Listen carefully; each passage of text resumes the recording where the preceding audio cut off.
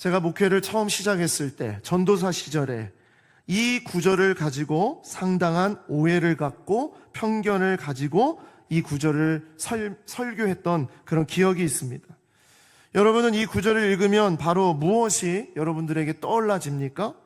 아마 1차적으로 저랑 비슷한 그런 생각을 하지 않았을까 생각이 됩니다. 이 구절을 딱 읽으면 그런 느낌이 들죠. 큰 집에는 다양한 그릇이 있다. 그런데 중요한 것이 무엇이냐? 재질이 아니다. 그 그릇이 얼마나 깨끗한가이다. 제가 그렇게 메시지를 선포했어요. 금 그릇이라고 해도 거기에 똥이 들어있으면 아무 소용이 없고, 흙으로 빚은 그릇이라고 해도 거기에 보석이 들어있으면 그 그릇은 귀한 그릇이 되는 것 아니겠느냐. 그러니까 재질로 따지지 말고 그 안에 무엇이 담겨 있는가, 그리고 얼마나 그 안이 깨끗한가, 우리의 내면이 얼마나 깨끗한가, 이게 중요한 것이다. 외적인 조건으로 판단하지 말아라. 사람 보고 스펙 보고 어떤 그런 조건 보고 판단하지 말고 그 안에 무엇을 담아 놓는가, 그것이 정말 중요하다. 그렇게 설교를 외쳤던 적이 있습니다. 그런데 시간이 지나고 나서 이 말씀을 묵상하면서 제가 포인트를 좀 잘못 잡았었구나, 그런 것을 깨닫게 됐어요. 이 말씀을 너무나 깊게, 너무나 이 비유에 정말 어떤 내 마음을 집어넣어가지고 말씀이 말씀하시고자 하는, 주님이 말씀하시고자 하는 말씀을 들으려고 하지 않고 우리 생각에, 내 생각에 이건 이럴 거다라고 그렇게 생각을 했던 적이 있었다는 겁니다. 그래서 이 말씀을 좀 더 다르고 좀 더 쉽게 접근을 해야 이게 이해가 된다는 거예요. 자, 어떤 얘기냐? 큰 집에는 다양한 그릇들이 있다라는 겁니다. 어떤 그릇은 귀하게 쓰이는 그릇이 있고 어떤 그릇은 천하게 쓰이는 그릇이 있지 않습니까? 그래서 쉬운 말로 세상은 금그릇을 귀하게 쓰는 그릇으로 놓고 흙으로 만든 그릇은 막 쓰는 그릇으로 그렇게 놓지 않느냐는 거죠. 이유가 뭡니까? 세상의 기준이 그렇다는 거예요. 그 그릇을 사용하는 주인의 기준이 그렇다는 거예요. 그래서 금으로 만든 그릇은 귀한 것, 흙으로 만든 그릇은 천한 것 하면서 이 기준으로 귀천이 나뉘어지게 된다는 겁니다. 마찬가지라는 거예요. 뭐가? 하나님 나라의 일꾼은, 하나님의 백성은, 하나님의 그릇으로 쓰임받는 사람들은 세상에서 말하는 금과 은과 나무와 흙같이 보이는 그런 기준이 있듯이 하나님에게도 하나님이 쓰시고자 하는 기준이 분명히 있다는 겁니다. 그 얘기를 하고자 하는 거예요. 그게 뭐냐? 재질로 말하려고 하는 것이 아니라 진짜 집에서 귀한 그릇은 금그릇으로 귀한 걸 쓰잖아요. 그렇다시피 하나님에게 있어서는 하나님이 귀하게 쓰는 그릇이 있다라는 거예요. 그런 하나님이 보는 기준이 있다라는 거예요. 그게 뭐냐? 이런 것에서 자기를 깨끗게 하는 것이다. 그런데 이런 것에서 자기를 깨끗하게 하는 것이 무엇이냐? 그릇을 깨끗하게 비워서, 내 내면을 깨끗하게 비워서 그런 얘기를 하는 것이 아니라 이런 것에서 자기를 깨끗하게 하는 주인이 정한 바로 그 기준대로 그렇게 있는 그릇이 귀한 그릇이다라는 거예요. 온 우주의 왕이시며 우리 교회의 주인이신 그 하나님께서 주인이 귀히 쓰는 그릇, 주인이 볼 때 세상에서의 주인이 그렇다는 얘기잖아요. 금그릇, 은그릇, 또 나무그릇, 또 질그릇, 이렇게 보면서 귀하고 천한 것을 따지듯이 하나님 나라에, 하나님의 시선에 하나님께서 귀하고 천하게 쓰는 그릇이 있다는 거예요. 그래서 우리는 다 어떤 그릇이 돼야 되느냐? 우리는 주님이 쓰시기에 귀한 그릇이 돼야 된다. 자, 그러면 그 그릇은 어떤 그릇인가? 이런 것에서 자기를 깨끗게 하는 사람, 그런 그릇이라는 거예요. 그러면 이 사람은 어떤 겁니까? 뭘 깨끗하게 하라는 거예요? 이런 것에서 자기를 깨끗하게 하라는 것이 뭡니까? 내면을 다 비우라는 얘기입니까? 그게 아니라는 거예요.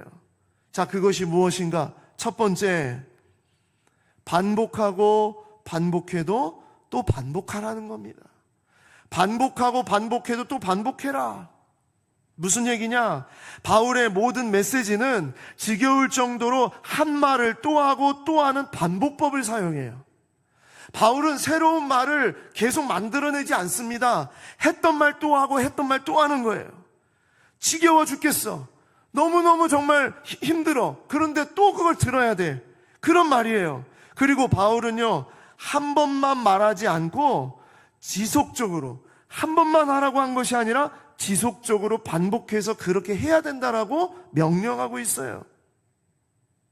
디모데후서 2장 14절입니다. 너는 그들로 이 일을 기억하게 하여 말다툼을 하지 말라고 하나님 앞에서 엄히 명하라. 이는 유익이 하나도 없고 도리어 듣는 자들을 망하게 함이라. 뭐 하지 말라고요? 말다툼하지 말라는 거예요. 앞에서 말했던 변론하지 말아라, 말다툼하지 말아라, 논쟁하지 말아라 했던 얘기잖아요. 또 하는 거예요. 하고 또 하고 하고 또 하고. 여러분, 하나님의 말씀을 가장 잘 우리가 순종하는 방법은요, 듣고 또 듣고 듣고 또 듣고 듣고 또 듣고 하는 겁니다. 세상에서 가장 강력한 학습법, 그것은 반복 학습법이에요. 변론하지 말아라, 말다툼하지 말아라, 논쟁하지 말아라. 사실 누가 제일 말다툼 잘하고 변론 잘하고 논쟁 잘했냐? 바울이었어요. 말씀드렸잖아요. 바울은 자기의 젊은 시절에, 청년 시절에 어땠습니까? 정말 얼마나 진리의 그 칼날이 아주 뾰족뾰족했습니까? 그러니까 정말 아버지 같았던 그런 바나바하고도요, 대판 싸우고 그냥 거기서 끝까지 가가지고 서로 갈라져가지고 헤어지는 일까지 그렇게 하지 않았습니까? 그러는데 바로 이 바울이 많은 시간들 속에서 깨닫고 알게 된 것이 있어요. 변론하지 말고 말다툼하지 말고 논쟁하지 말아라. 왜냐하면 거기에는 아무런 유익이 없기 때문이다. 특별히 디모데후서 2장 14절에 이렇게 말하고 있습니다. 너는 그들로 이 일을 기억하게 해라. 이 기억하게 하라는 이 영어 단어는요, keep on reminding 이라고 써요. keep on reminding. 계속 반복해서 그렇게 생각을 하게 하라는 거예요. 지금 그냥 한 번 그냥 주의를 줘라, 한 번 정신 차리게 해라, 그 얘기가 아니라 반복하고 또 반복하고 반복하면서 그렇게 하라는 거예요. 뭘 하게 하라고요? 말다툼하지 말아라. 이렇게 명하는 겁니다. 그걸로 해결이 되는 게 아니라는 거예요. 믿음의 공동체 안에 교회에 갈등이 일어나고 심지어 거짓 교사들이 에베소 교회처럼 그렇게 일어나서 서로를 아프게 하고 혼란스럽게 만들고 있는 그런 때에도 기본적으로 뭘 합니까? 그러면 막 시시비비 따지고 누가 옳은지 그른지 따지고 그러면서 기선제압을 하려고 하고 그렇게 하지 않습니까? 왜냐하면 그런 세력들이 가만히 있지 않잖아요. 거짓 교사들이 가만히 있지 않아요. 이 거짓 교사들은요, 사소한 것에 트집 잡고 비난하고 심지어 인신 공격까지 하거든요. 그러니까 거기에 휘말려가지고 그래서 어떻게 해서든지 정말 거기에서 변론하고 말다툼하려고 하고 싸워서 이기려고 하는 마음이 막 우리 가운데 생깁니다. 그런데 바울은 뭐라고 얘기하느냐? 그런 거 하지 말아라. 계속 가르쳐 주라는 거예요. 그거 안 된다. 그걸로 일이 해결되지 않는다. 즉, 그렇게 하는 건 우리 주인께서 원하는 그릇이 아니다라는 겁니다. 주인이 원하는, 정말 우리 주님께서 귀하게 사용하시는 그릇은 그런 그릇이 아니라는 거예요. 왜?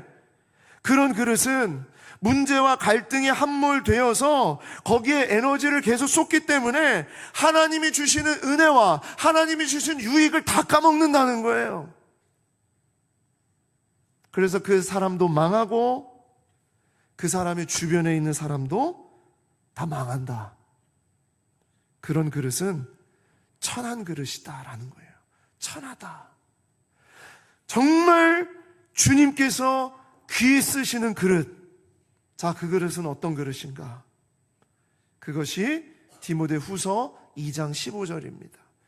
자, 우리 다 같이 한번 읽어보겠습니다. 디모데후서 2장 15절 시작.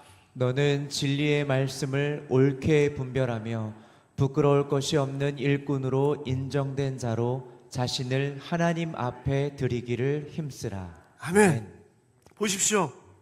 사람의 인정이 아닙니다. 사람들에게 인정받으려고, 사람들에게 내가 이게 맞다고 그것을 반드시 인정받으려고 하는 것, 또 목사에게 인정받으려고 하는 것, 장로에게 인정받으려고 하는 것, 권사님이나 교회의 어떤 리더에게 인정받으려고 하는 것, 주변 사람들에게 인정받으려고 하는 것, 거기에 에너지 쏟으려고 하지 말라는 겁니다. 어디에? 하나님에게 인정받는 것에 최선을 다하라는 거예요. 이 영어의 표현이 이렇게 돼 있어요. Do your best to present yourself to God 그랬어요. 자, 보세요. 뭐라고요? 나를 어떻게 최선을 다해서 주님 앞에 바치라는 거예요. To present. 바쳐라. 나를 선물로, 나를 제물로 주님 앞에 드리라는 거예요. 내 자신을 주님 앞에 드리는 거.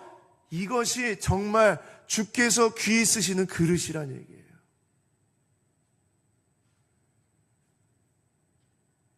하나님의 인정을 받는 것에 최선을 다하고 그런 것에 자신을 하나님 앞에 내어드릴 때 그것이 정말 주께서 귀히 쓰는 그릇이다. 그러면 그게 뭡니까? 좀 더 구체적으로 알려주세요. 그게 뭐냐? 앞에 말하고 있어요. 진리의 말씀을 옳게 분별하는 일꾼이 되어야 된다. 사람들의 말을 옳게 분별하고 세상의 말을 옳게 분별하는 그런 일꾼이 아니라 하나님의 말씀을 옳게 분별하는 일꾼이 되어야 된다. 여기 옳게 분별하다는 이 말은요, 똑바로 자르다란 얘기예요. 야, 거기 그 칼로 그 라인 따라서 정확하게 잘라봐. 정확하게 잘라내는 겁니다. 하나님의 말씀을 얼마나 잘 알고 설명하고 그대로 내가 그렇게 적용해 나가는지 정확하게 칼로 그것을 자르듯이 내가 그걸 정확하게 알고 그렇게 살아가려는 삶. 그게 옳게 분별하는 거예요. 늘 말씀드리잖아요. 사람들의 말이 내 안에 가득하면 하나님의 말씀이 내 안에 들어올 자리가 없어요. 그래서 바울이 말하는 거예요. 반복하고 또 반복하며 치열하게 싸워야 될 것이 무엇이냐? 사람들의 말들, 이런저런 말들, 세상의 말들, 내가 좋아하는 말들, 내 귀에 캔디, 이런 것들 내 안에 자꾸 들어오려고 하는 것, 그것을 멈추고 나의 방향을 바꿔서 하나님의 말씀이 무엇인지 묵상하고 또 그것을 읽고 그것을 암송하고 그것을 지켜내고 그리고 그것을 누군가에게 설명하고 그리고 내가 그렇게 살아가려고 몸부림치는 것. 여러분, 그것이 바로 여기서 말하고 있는 하나님의 말씀, 진리의 말씀을 옳게 분별한다는 그런 일꾼입니다. 그러면 이렇게 만약에 하지 않으면 반복해서 내가 이걸 하지 않으면 어떻게 되느냐? 잡아먹힙니다. 점점 잡아먹혀요. 나만 잡아먹힐 뿐만 아니라 내 주변이 다 무너집니다. 내가 하나님 앞에서 내 자신을 드리는 것에 힘쓰지 않으면 내가 어떻게 변질되냐? 하나님을 무시하게 되고 믿음을 붙잡는 사람들을 다 무너뜨리는 존재가 돼요. 디모데후서 2장 16절에서 18절입니다. 망령되고 헛된 말을 버리라. 그들은 경건하지 아니함에 점점 나아가나니. 하나님의 말씀 앞에 내 자신을 드리는 것을 멈추게 되면 가만히 있는 게 아니에요. 어떻게? 경건하지 아니함에 내가 점점 나아가서 그런 사람은 어떤 사람이냐? 그들의 말은 악성 종양이 퍼져나만 같다. 바울이 이런 표현까지 썼어요. 악성 종양이 퍼져나감 같은데 그 사람은 결국 18절 마지막에 뭐라고요? 사람들의 믿음을 무너뜨리는 자가 된다. 먹느냐 먹히느냐의 싸움이라는 거예요. 여러분, 어린 아이들이 유치원에서 정말 재밌게 하는 게임 중에 이런 게임이 있어요. 색판 뒤집기 게임. 카드가 있는데 위에 색과 밑에 색이 달라요. 파랑색, 빨강색. 그래서 이 판들을 마당에 쫙 깔아놓고 서로 이제 자기 빨간색을 더 많이 뒤집느냐 아니면 파랑색으로 많이 뒤집느냐, 색판 뒤집기 게임이 있습니다. 여러분, 이런 게임과 같습니다. 내가 주님 앞에서 정말 이 디모데후서 2장 15절과 같이 나의 자신을 하나님 앞에 드리기를 힘쓰는 것이 멈추게 되면 그냥 가만히 있는 것이 아니라 자꾸 내가 반대로 뒤집어지는 거예요. 그래서 시간이 지나면서 어떻게 돼? 경건하지 아니하며 점점 나아갈 뿐만 아니라 믿음을 무너뜨리는 자가 돼버리는 거예요. 여러분, 우리 주님이 귀 쓰는 그릇, 금그릇과 같은 그런 인생, 금그릇과 같이 귀하게 사용하는 그런 사람은 어떤 사람이냐? 말씀을 기억하고 분별하고 힘쓰고 반복하고 또 반복하고 또 반복하는 사람. 지난 2000년 동안 모든 강대상에서 있었던 설교는요, 반복의 연속이었습니다. 설교뿐입니까? 구약 성경, 신약 성경 다 반복이에요. 하나님께서 하신 말씀 반복하고 또 반복하고. 이스라엘 백성이 광야에서 40년 동안 뭐 했어요? 하나님 말씀 뭐였어요? 듣고 또 듣고 듣고 또 듣고, 했던 말 또 하시고 했던 말 또 하시고. 그래서 심지어 성경 이름이 신명기라고 되어 있잖아요. 다시 반복해서 들려주시는 말씀. 그러니까 하나님의 말씀은요, 반복입니다.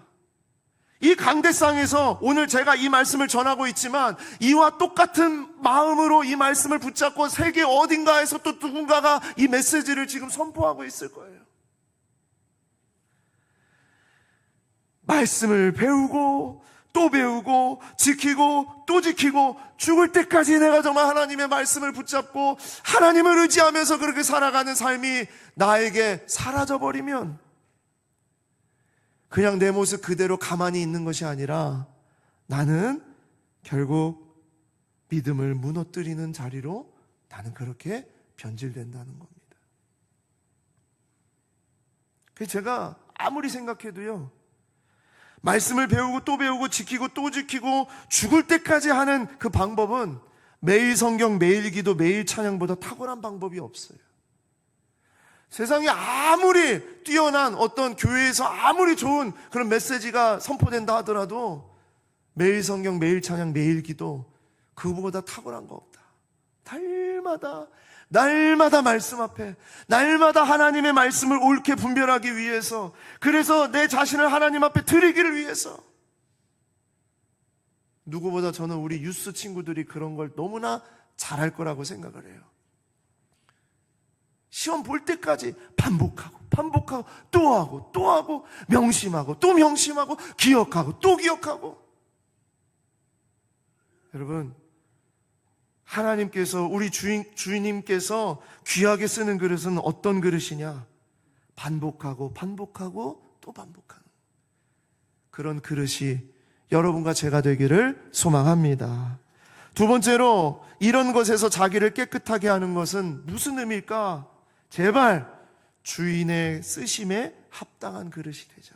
주인의 쓰심에 합당한 그릇. 디모데후서 2장 20절 21절입니다. 큰 집에는 금그릇과 은그릇뿐 아니라 나무그릇과 질그릇도 있어 귀하게 쓰는 것도 있고 천하게 쓰는 것도 있나니, 그러므로 누구든지 이런 것에서 자기를 깨끗하게 하면 귀 쓰이는 그릇이 되어 거룩하고, 자, 누구의 쓰임에 합당하다고요? 주인의 쓰심에 합당하다 그랬습니다. 주인의 쓰심에 합당하다. 제발 자기 주인의 쓰심에 합당하라는 얘기예요. 그릇은 그 그릇의 주인에 합당하면 됩니다. 주인이 언제든 쓸 수 있도록 준비된 그릇이면 됩니다. 주인이 그 자리에 놓았으면 그 자리에서 주인이 원하는 대로 쓰임 받으면 됩니다. 주인의 쓰심에 합당하면 됩니다. 그릇끼리 서로 비교하거나 내 주인이 아니라 옆집 주인한테 잘 보일 필요가 없어요. 다른 우상에게 잘 보일 필요가 없어요. 우리가 만든 세상의 어떤 것에 잘 보일 필요가 없어요. 정말 우리가 제대로 쓰심에 합당하기 위해서는 주인의 쓰심에 합당하는 거예요. 우리 주 예수 그리스도께서 쓰시기에 합당한 그릇이면 됩니다. 왜 자꾸 우리 다른 것에 합당하려고 하는지 모르겠어요. 우리의 주인의 쓰심에 합당하면 되는 거예요. 자, 그러면 주인의 쓰심에 합당한 그릇은 주님께서 어떻게 쓰시냐? 우리 주님이 어떤 특권을 주시냐?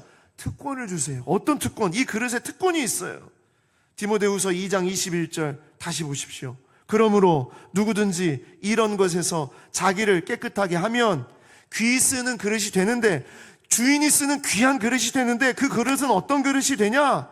거룩하고 주인의 쓰시기에 합당하고 모든 선한 일에 준비한 그릇이 된다는 거예요. 자, 주인의 쓰심에 합당한 그릇은 제가 이렇게 정했어요.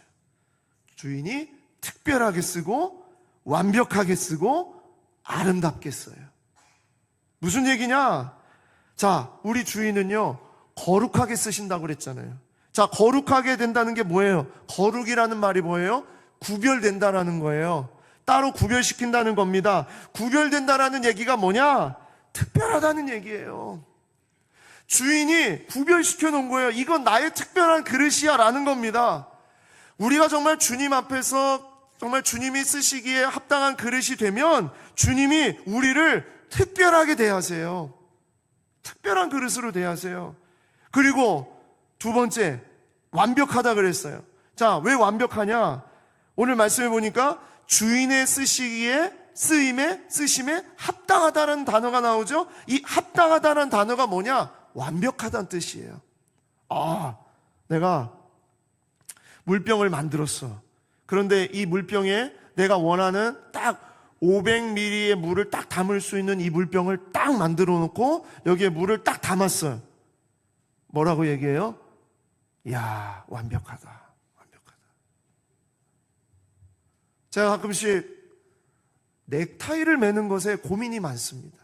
왜냐하면 가끔씩 어떤 분들이 물어요. 목사님, 오늘 그 넥타이 색깔을 왜 그걸로 하셨어요? 이렇게 물어요. 그러면 제가 대답을 해드려야 돼요. 그렇죠?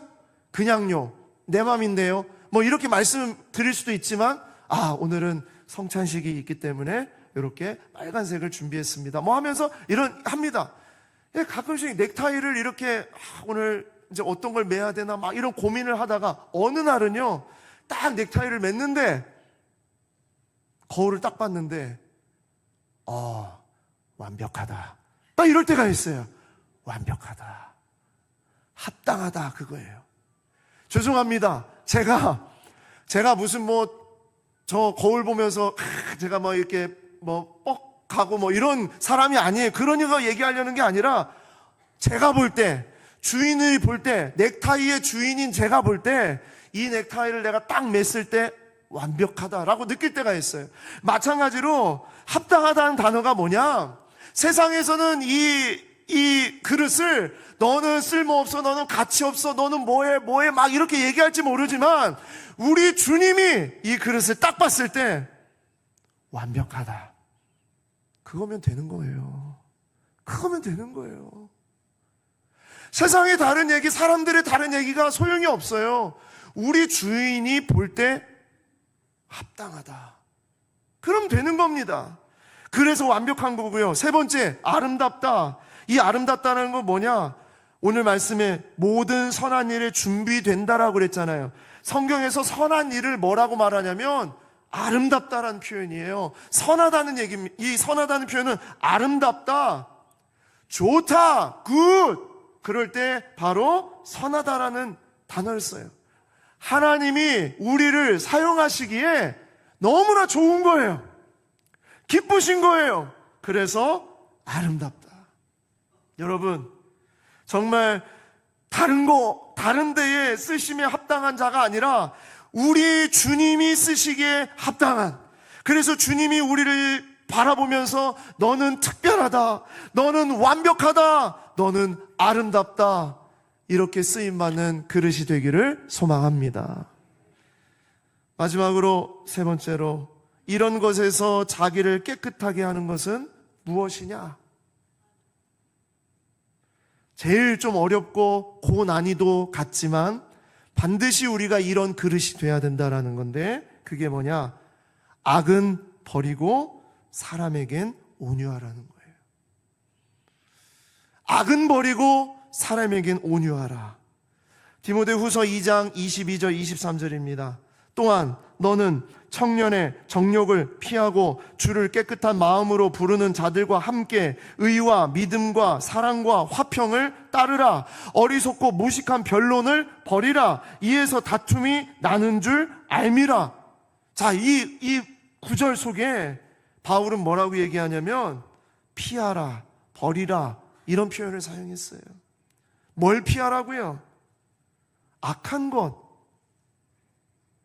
어리석고 무식한 변론, 죄로부터 나오는 것, 그리고 우리를 유혹하는 것, 그런 거는 다 버리라, 피하라. 가끔 좀 피해라, 좀 너 좀 피했으면 좋겠다, 좀 돌아가라, 그러면 어떻게 느껴지냐면 비겁하다고 생각해요. 그렇죠? 비겁해 보일 수 있어요. 정면 대결에서 정말 네가 이기냐 내가 이기냐 한번 붙어봐야지, 정말 그 멋있는 표현인 것 같지만 바울은 젊었으면 덤벼라 그랬을 거예요. 젊었으면 싸워서 이겨라 그랬을 거예요. 근데 바울은 그의 마지막에 뭐라고 얘기하냐면 피해라, 악은 피해라, 돌아가라, 그런 얘기예요. 뭐냐? 정면 대결할 것이 있고 피할 것이 있다는 얘기입니다. 바울은 청년의 정욕을 피하라 그랬어요. 여기서 청년의 정욕이라고 할 때 우리가 딱 드는 생각은 이건 젊은 친구들 얘기인가 보다. 그게 아니라 젊은 청년들이 제일 넘어지기 쉬운 게 뭐예요? 본성대로, 내 감정대로 그냥 막 하는 거 아니겠습니까? 그거 피하라는 거예요. 이 타락한 본성에서 나와버리는 그런 것을 피하고, 무식한 변론으로 어떻게 해서든지 내가 이거 꺾어버리겠다는 그런 그 무식한, 어리석고 무식한 변론을 버리라는 얘기예요. 다 죄에서 시작된 것이기 때문입니다. 그래서 내가 내 힘으로 이 죄를 어떻게 해서든지 눌러 이기려고 하는 그런 싸움 할 필요가 없다는 거예요. 그 당시에 청년의 종욕들 뭐가 있었는가? 성적인 것, 조급한 막 빨리 뭔가 빨리 이뤄내려고 하는 것, 또 편애하는 것, 당짓기 하는 것, 또 이기적인 마음 나만 하는 것, 또 금방 폭발해버리는 것, 또 쉽게 상처받고 시기하고 질투하는 것, 비교하는 것, 그런 게 다 죄의 본성에서 나온 것이기 때문에 이건 피하라. 데살로니가전서 5장 21절에 그랬어요. 악은 어떤 모양이라도 버리라.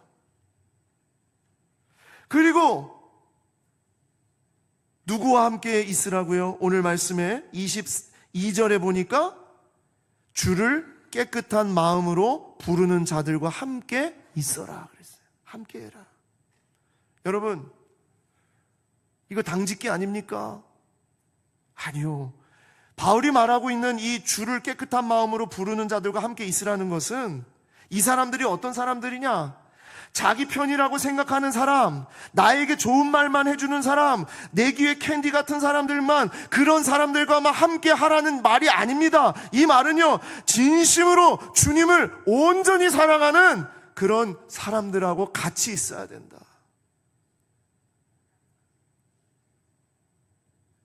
다윗이요, 골리앗하고 싸우러 나아갈 때 누가 다윗을 건드렸어요?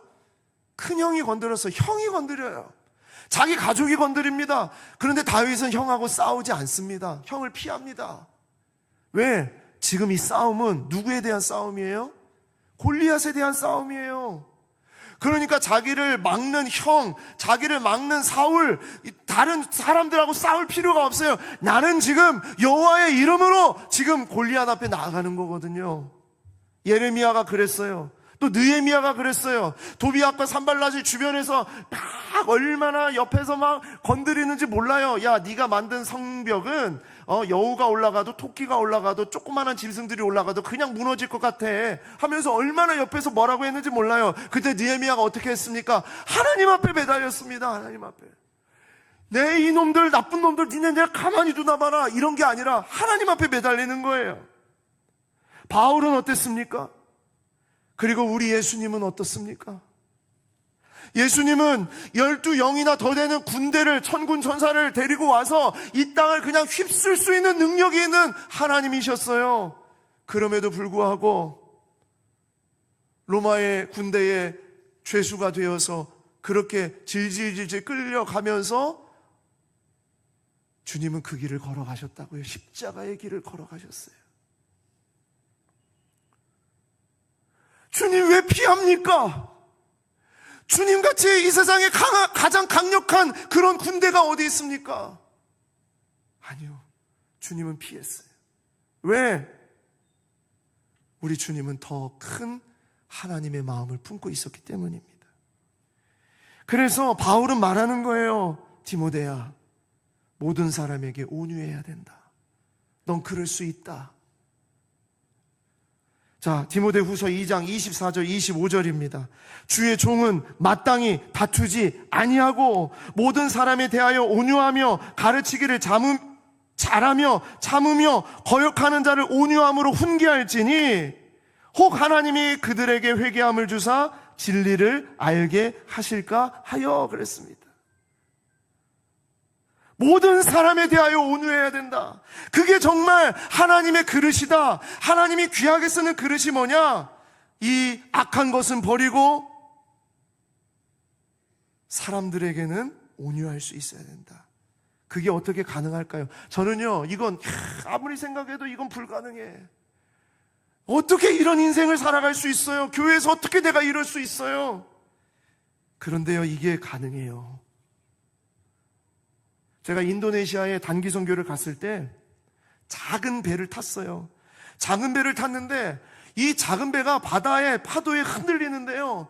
함께 그 선교를 갔던 사람들하고 내 팀원들하고 서로 손을 붙잡으면서 집사님, 이 배가 전복이 되면 집사님은 우리 옆에 있는 권사님 꼭 붙잡아 주셔야 됩니다. 왜냐하면 그 권사님이 좀 몸이 크셨어요. 그래서 이분은 수영을 할 수 없을 것 같아. 그래서 집사님이 꼭 붙잡아 주셔야 됩니다. 집사님이 그럽니다.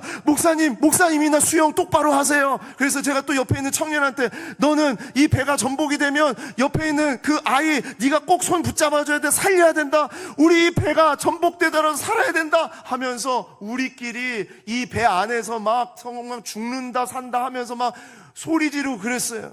근데 정말 놀라운 게 뭐냐, 그 배를 타고 있는, 그 배를 이제 항해하고 있는 그런 그 인도네시아 청년이 우리를 보면서 그러는 거예요. 저 배 그 뒤에 이제 모터 딱 잡고 있으면서 이 청년이 우리한테 딱 그러는 거예요. Calm down, calm down, don't worry, calm down 이러는 거예요. 우리는 배 안에서 막 죽겠다고 막 죽겠어요. 우리 이제 배가 전복될 것 같아요. 그랬는데 인도네시아 친구들은요, calm down, calm down, 아무 문제 없어, 염려하지 마. 제가 그때 깨달았어요.